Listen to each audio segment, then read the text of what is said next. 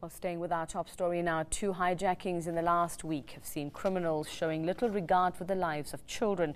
4-year-old Tigran Morris from Recha Park paid with his life. 6-year-old Mongezi Pike from Bronkhorstspruit was luckier, though. The criminals who hijacked his father dropped him off at a shelter unharmed.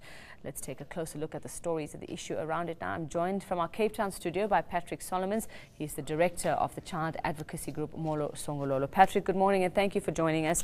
Just looking at these 2 stories, especially the one involving Tigran Morris and the tragic ending there, it's more than just an issue of hijacking and the fact that a child has died. There are so many other issues coming out. Listening to the community, we're talking about the people who actually order these cars, that lead to the hijackings, and the issue of drugs coming out now as well that affect the lives of our children. Yeah, this is quite a horrible story, and I think the nation is quite shocked by these particular incidents and the unfortunate death also during this particular hijacking. So we are trying to find answers, and I think it's very difficult for the parents, of course, and condolences to the parents of the 4-year-old. And there are many parents suffering in South Africa because we have seen quite horrible crimes being committed, where children have been caught in the crossfire and also directly targeted and killed. So we do have a crisis. So the answer that we are looking for, we're looking for someone to do something about it. We're looking for the criminals to be brought to book. We're looking for answers to prevent these kind of crimes to happen. And it's very complex. But I think what we do know is that our young men, they're quite damaged. And young men today basically choose a career of criminality as a means of survival, as a means of getting income. And then, of course, also then there's the other organized criminality behind some of these crimes that's been committed. Of course, there's many speculations at the moment, but we hope that the investigation will bring some light to exactly what's happening, and also give us some sort of answers in relation to some of the questions that we have. From our side, we do feel that we have a crisis. We need government, civil society, and local communities to step up. Hijackings has been a problem in that area for a very long time. And in other areas in South Africa as well, we've seen these kinds of incidents. We've seen also other kinds of crimes, smash and grab, for example, happening. And it seems as if the police have their hands full.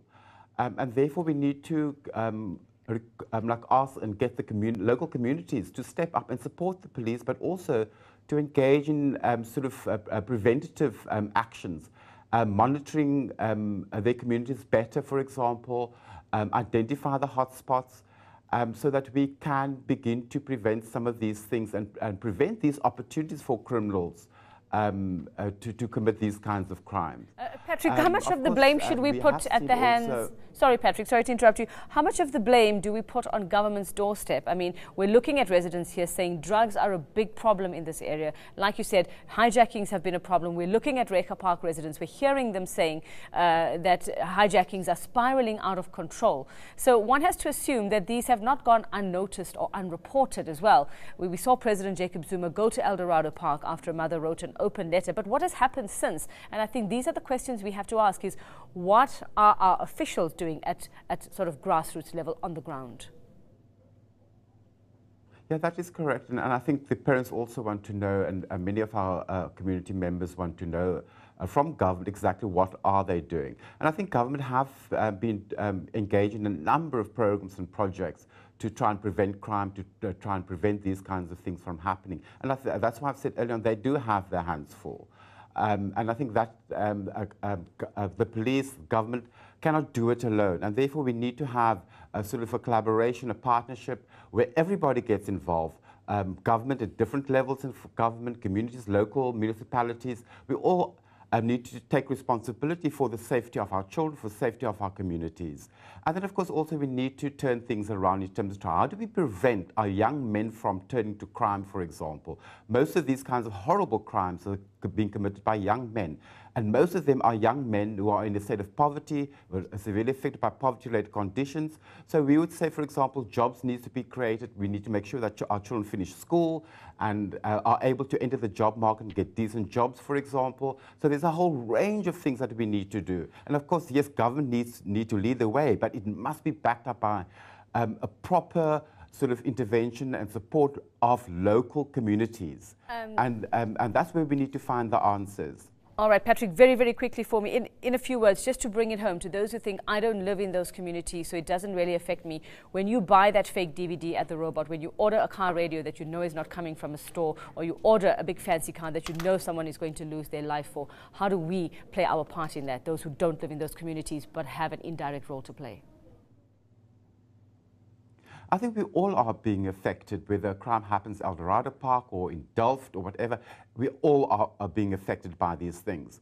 And therefore, we all also need to take responsibility and be held accountable. So when we do see someone being inappropriate, doing something illegal, or selling illegal stuff, or selling things that fell off the truck, or whatever it might be, we need to say no. We need to check people. We need more and more parents to take responsibility for their own children. Far too often, parents see that their children are engaged in inappropriate activities or doing things that is not quite right, but parents don't really take responsibility for those things.